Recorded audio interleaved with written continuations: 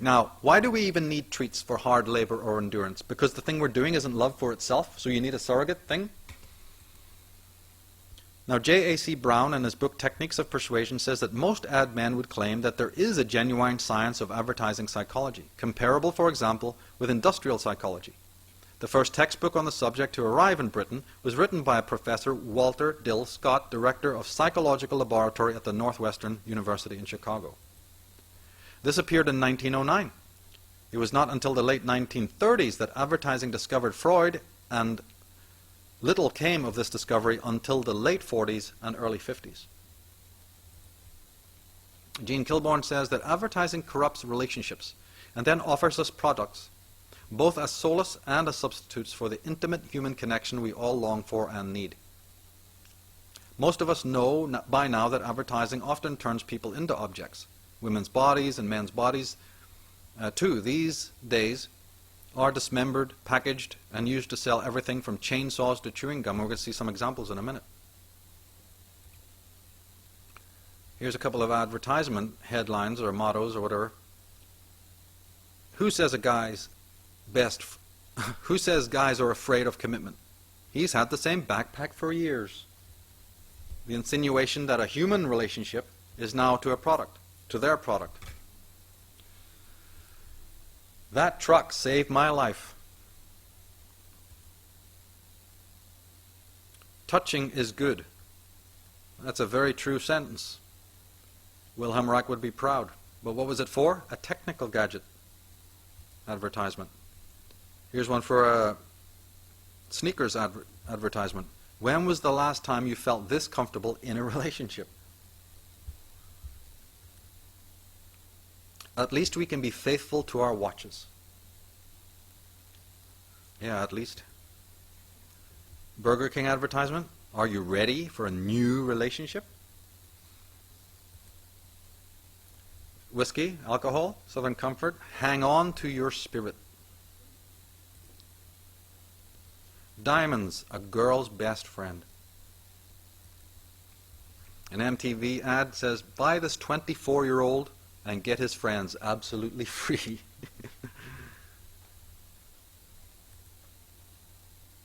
Here's one. The internet is your friend, but it doesn't have to be your only friend. So who's this authority voice, you see, that's speaking, that's giving us all this direction? This is what bothers me. Who is this all-wise oracle that's telling us how to run our lives? Gene Kilbourne says that in the 1999 Super Bowl, a Victoria's Secret ad paraded bra and panty-clad models across a TV screens for more than 30 seconds. 1 million people turned away from the game to log on to the website promoted in that ad.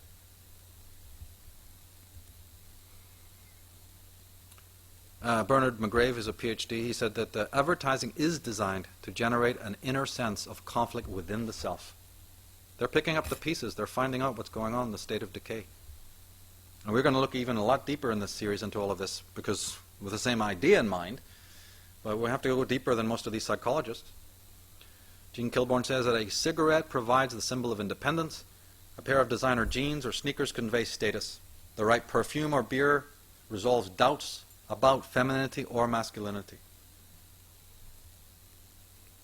Today, she says, we export a popular culture that promotes escapism, consumerism, violence, and greed. We end up in a world ruled by, in John Maynard Keynes' phrase, the values of the casino. On this deeper level, rampant commercialism undermines our physical and psychological health, our environment, and our civic life, and it creates a toxic society. Advertising, she says, corrupts us and promotes a dissociative state that exploits trauma and can lead to addiction.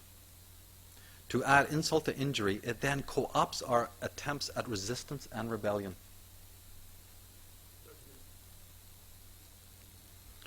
Of course, some of these ads, it's so obscure, the sexual content, it's hard to see what they were getting at. Very subtle. That can be a problem. But, of course, some of it is very subtle. For instance, this company's logo there at the bottom right, close to the vaginal area there, CTX, it's very close to the Latin cetus, which actually means vagina. And the ad men know exactly, well, the headless woman there makes you wonder, but just concentrating on the logo of the company itself has a sexual connotation. Here we have the Chanel. Again, you see the positioning of the logo and the listless, sort of apathetic pose of the model. Here's a company actually called Ovum. Of course, this is all the feminine symbolism that very much attracts the mind. Here you have the vaginal passageway in the Chanel, and right in the middle of it is 4 men.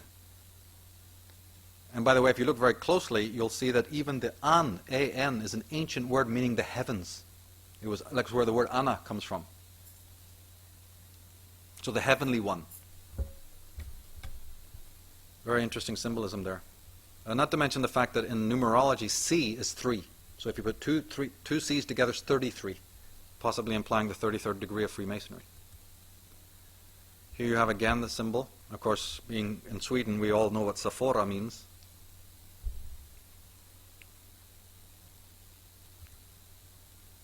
As I say, some of them are so subtle it's hard to fathom what they were really pointing out. Here's the Yoni. And Michael is the archangel name. There's the company there. And you see the phallic pin. And then this worrisome image, which you find a lot, of the female being in some sort of like spasticated, lethargic pose, which is all over the media, where not only is the body flaccid, it really implies there's no structure there. The person cannot walk, or that they have a sort of a marionette quality about them, or that there's a sort of a regressed infantilism, doll-like quality, incompetence level. As I said, the doll-like quality. Women reduced to a level of an object, of course, is absolutely ubiquitous. Or even hints at this postmodern, post-human thing we're going to look at in the next meeting.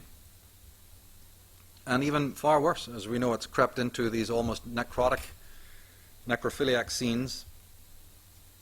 These are advertisements for just normal things, fashion, and the models are shown like they've been murdered or strangled or whatever, covered in blood. You're finding this now in more and more videos, pop videos. Now, of course, in some of these cases, the women are not actually dead.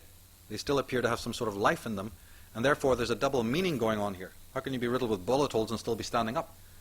It's because the idea is that the blood that's on them is the result of their crime.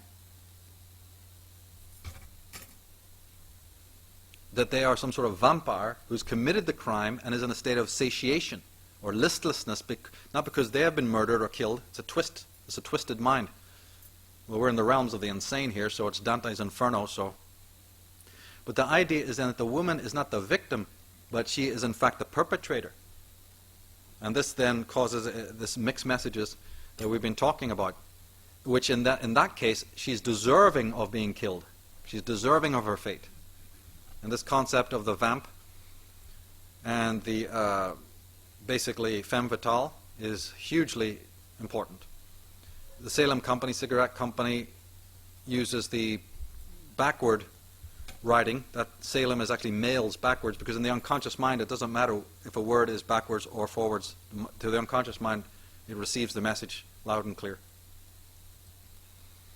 And this whole idea of this vampiristic, predatory, headless female is absolutely one of the worst, corruptions.